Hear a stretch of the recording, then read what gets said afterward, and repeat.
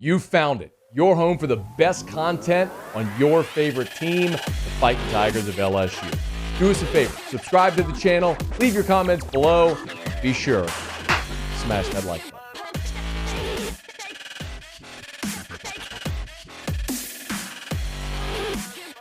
RC, I punched in your Twitter handle and Jay Ward.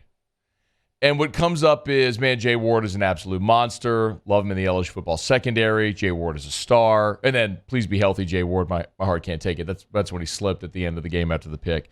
You've been on Jay Ward from the beginning. Why was he on Saturday so effective in that nickel role? Of course, earning SEC Defensive Player of the Week. Well, I think the first thing, Matt, is I'm not one of those people that likes to say, I told you so. I'm one of those people that really loves to say, I told you so. So you can let me do it for you.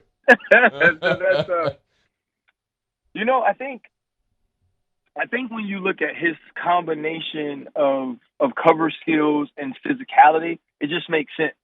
When you look at the Kenny Moores of the world, who I think is, probably the top nickel in the league, Chauncey Gardner-Johnson, when he was here in New Orleans, I think you see those guys and they have a unique blend of physicality and cover skills. And I think Jay Ward has that. Comes into school as a corner, actually plays some corner here at LSU. And then even as he's playing corner, you're watching him tackle. Like, I remember he played late in the game against Mississippi State early on in his career, and I was like, God, this kid is hitting. Mm-hmm. And he was really slim then. I was like, I could see him being a safety one day. But he already had those corner skills, and I think that those things just mesh very well for that position. And we got to see him make plays on the football. You saw him be, big also in supporting the run and setting the edge. And I think he just has a perfect skill set for the position. And, like I told you last week, I thought it was a very good. RC, I think your phone might have cut out there just for a second. Okay. No, you're good. What did LSU defensively do so well against Mississippi State, particularly in the second half, to where you limited them to 3 points and under 300 yards of total offense? Like, what worked so well? I thought they rushed the passer well, first off. And I think outside of that is, we talked about the zone coverage, right? And I remember, we spoke week one, and I talked about being off coverage and, allowing some of those easy passes to be completed. And then I told you last week, the way LSU plays now is actually good against the air raid, right? And I just knew that. It gives you an ability to see the quarterback. It's the ability to pass some things off that they run. And they don't necessarily change a lot. And so I thought that the defense coordinator and I thought the players really got a bead on what they were doing. And what you see early is what you get all day. And LSU was able to make the proper adjustments, but also make the plays you needed to make by being able to see the quarterback, being able to break on route in front of you while protecting the deep part of the field. And I think all of those things just worked really well and worked in their favor. And then it helps when later on you can score some points. He's on Twitter at RealRClark25. You know that. Give RC a follow. Of course, go watch The Pivot as well. Subscribe up on YouTube and however you get your podcast. Hey, RC, if I ask you week one against Florida State to week three, the most notable spots where you've seen this team improve, what would you say? I would say the first thing is it helps that Malik Neighbors is playing really, really well. Yeah. That is good. I think you watched the run game progress last week and be a lot more effective in this game against Mississippi State than it was against Florida State. And I think you have to give that nod to the offensive line for them being better.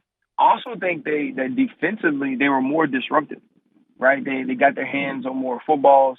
I thought the rush off the edge was better. I think Micah Baskerville played well, and his presence has netted dividends for them defensively. And I think just too, like the continuity, right? The chemistry, like playing together, developing some sort of rapport. This team is gumbo, right? We've taken a lot of things and throw it into a pot, and you want it to work right away. But sometimes you gotta let that seasoning set a little bit, Matt. Like you don't want to just jump on the first bowl, right? You want No to doubt. get the last bowl of Thanksgiving Day. I mean, give me like the third batch. Yes. In the same roux, it's like with crawfish too. I don't want the first batch. I want the third batch of crawfish. Exactly, man. So I just think that they're growing as a team. And I also feel like too, we got to see a little bit of what I told you about Jaden Daniels, that he's like annoyingly calm, and so true. and sometimes it works in his favor. The touchdown on the run up the middle where he's banged in the end zone late.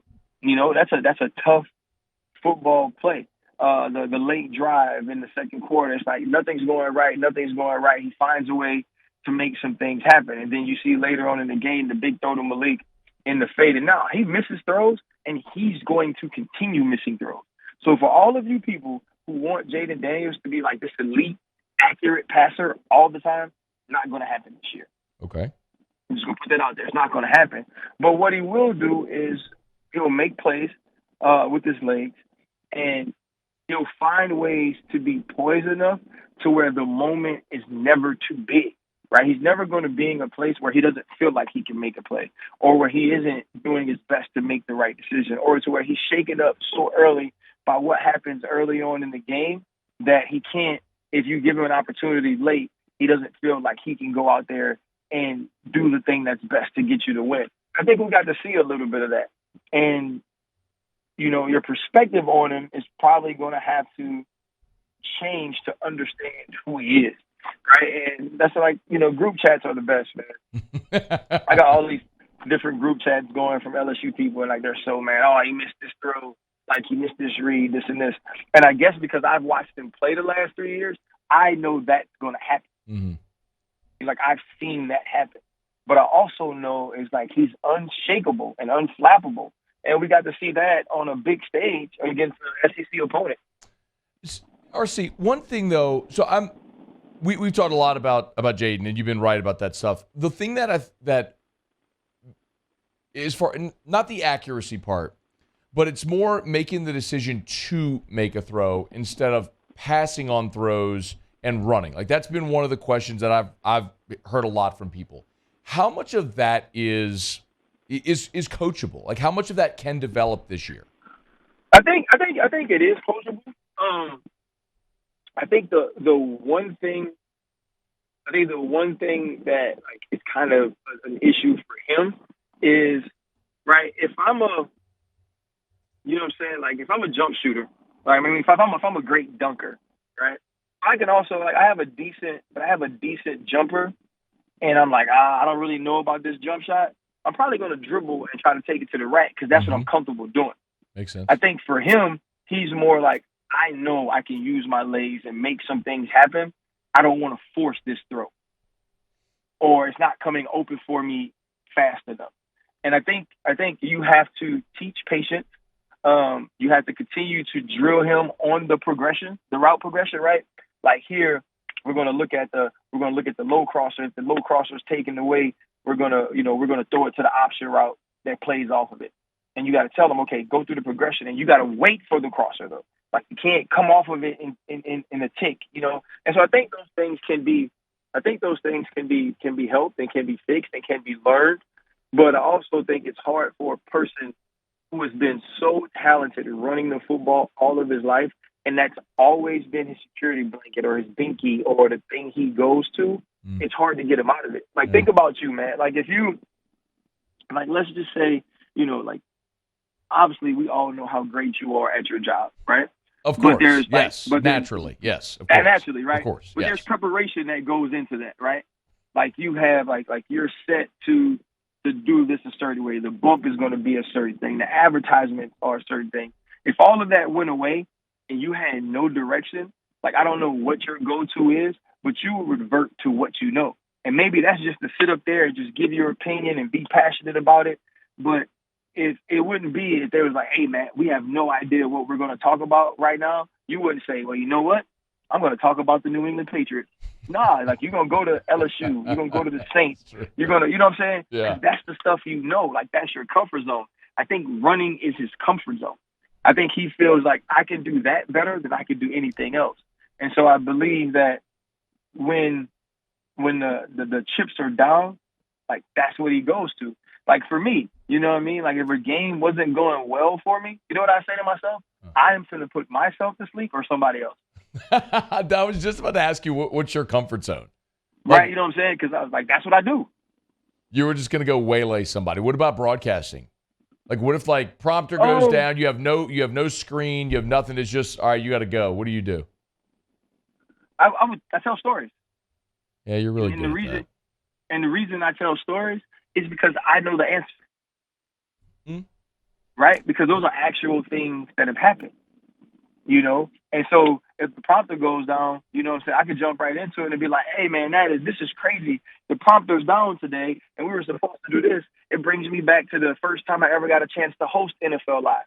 And I remember we practiced before, and when I was practicing before, the prompter was up, and I knew what everything was. And as soon as the show starts, the guy accidentally cuts the prompter off. So now I'm trying to remember what it is. And like, that really threw me. And now I tell them about the rest of the time hosting NFL Live and then how it went. And then I'd bring that to how the pivot had prepared me to ask those questions and do this. And now you got a show. Yeah. I've watched you do Face First, which Ryan's podcast. I've watched you do Face First where you just talk for like 30 or 40 minutes with nothing in front of you. Like I've told you before, it's a pretty incredible skill set. Like to just go and never stop for 40 minutes it's impressive, man. Well, I appreciate that, man. So, you know, we all have our thing. That's Jaden's thing. All right, hey, before I let you go, give me one more take on. All right, so I asked you this question last week. I'm asking it to you again in a different way. When I asked you where could LSU reasonably improve, you said protection and secondary because it was communication, consistency, reps. Okay, New Mexico's coming in. LSU's a 5-score favorite. Where can they improve? What would you like to see from LSU this weekend? No, I like to see dominance, actually. I like to see clean play, right? We expect them to have better athletes. So these are the games where you work on it. I'd like to see Jaden being told, hey, don't use your legs as much, right? I'd like to see the defense, look, we're going to play some press. We're going to do some different things. We're going to lock up in the slot. We're going to work on some things that help us going forward. Not necessarily see things schematically that gives away something else you might do going down the line, but putting our players in uncomfortable position in the game we can already win. Right? Like let's see where we can stretch, where we can in a game atmosphere do something different than we've done the first 3 weeks. And I know that's hard to say, especially when you're still learning, because we all know what would happen if this game is even close. Yeah. Right? The world would be falling down in Baton Rouge. But we got to be patient enough to understand it's about building. So that's where I think not necessarily the improvement I want to see, but the way to approach the game, what it should be. One more layup for the Tigers before they start jump shooting, as it were, next week when they go to Auburn. He is Ryan Clark. Follow him on Twitter. Of course, The Pivot. Subscribe up on YouTube. However you get your podcast. Latest episode is with Teddy Swims. It's right there on The Pivot on YouTube. Go watch it, subscribe, like all their videos and everything. It's just phenomenal content to go check out. RC, you know we always appreciate you, man. Thank you so much. Oh, man, thank you, brother. Have a good one. Hey, thanks so much for watching. Please leave your comments. I love to interact. And be sure to hit the red subscribe button below.